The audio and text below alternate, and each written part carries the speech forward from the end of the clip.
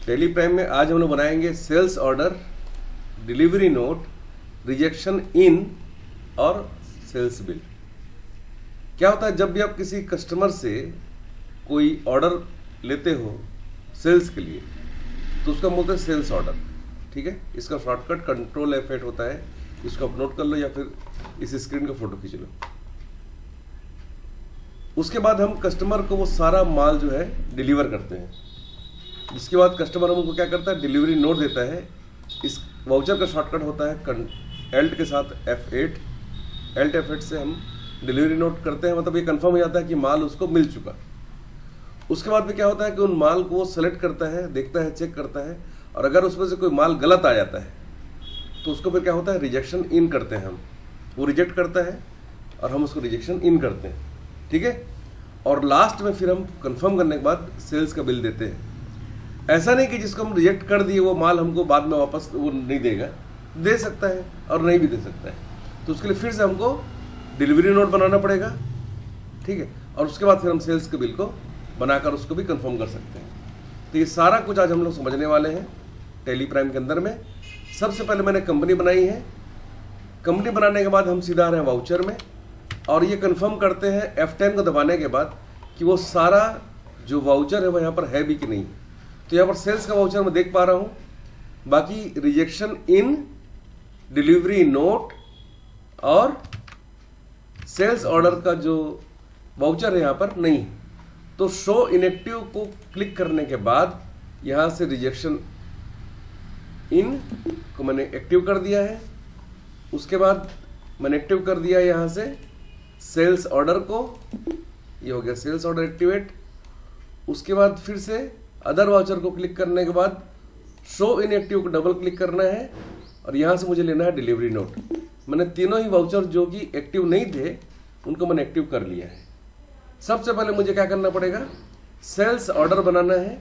तो sales order में मैं यहाँ पर एंटर किया हूँ। अब मेरी पार्टी का जो नाम है वो है निखिलेश।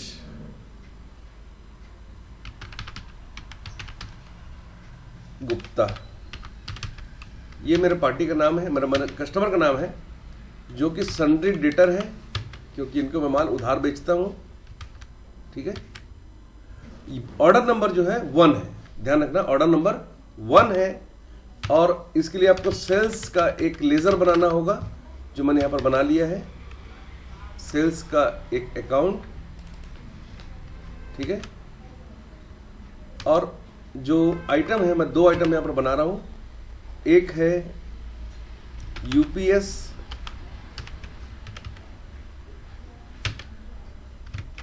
जो कि है कंप्यूटर आइटम,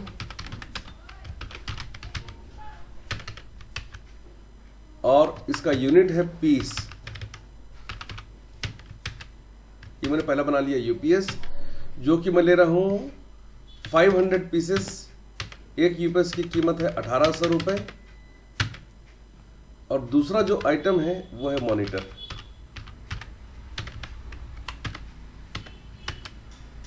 ये भी मैं ले रहा हूँ 500 पीसेस। एक का रेट है 4500 रुपये, 4500 रुपये। ये हो गया कंप्लीट। तो ये मेरा ऑर्डर है 500 UPS और 500 मॉनिटर का, जो मैंने निखिलेश गुप्ता जी को उधार में बेचा है। ठीक है, इसका आपके स्टॉक समरी में कोई असर नहीं पड़ने वाला है, बैलेंस शीट में भी इसमें कोई आपका असर पड़ने वाला नहीं है।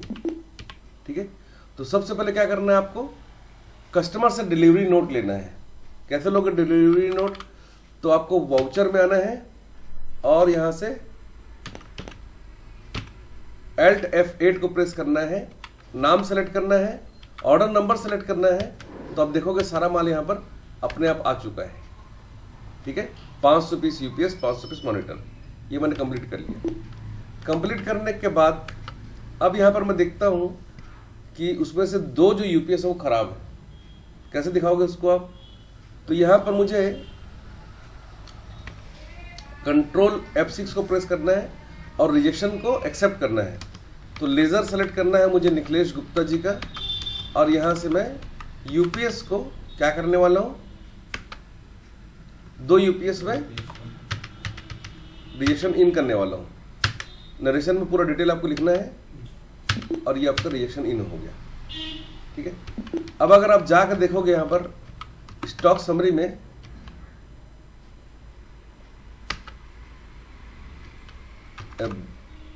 तो क्योंकि माल हमने खरीदा नहीं था, सिर्फ बेचा, इसलिए यहाँ पर कुछ नहीं दिखा रहा है।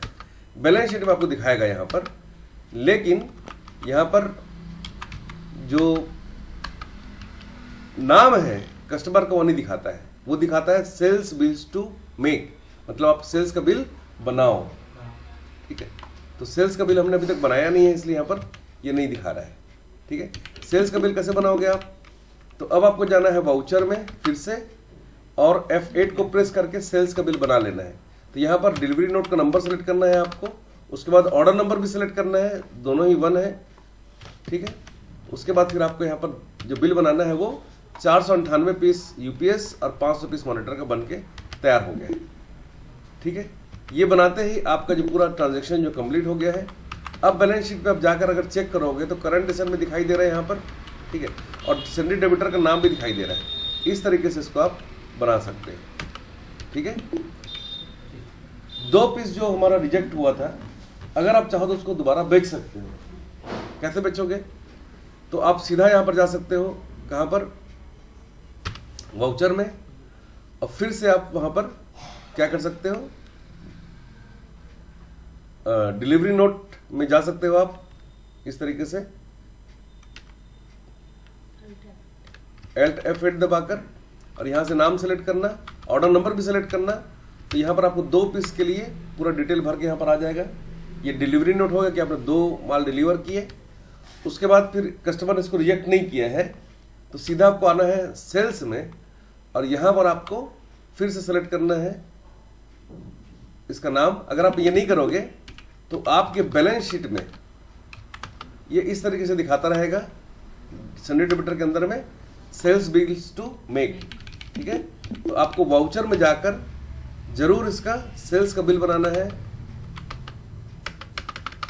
इस तरीके से, डिलीवरी नोट नंबर 2 और ऑर्डर नंबर 1, और ये आपका 2 जो माल डिलीवर नहीं हुए थे, जो वापस आ गए थे, है ना, हमने रिजेक्शन इन किया था, वो हमने फिर से उसको डिलीवर कर दिया है और उसका बिल भी बनाकर दे दिया है।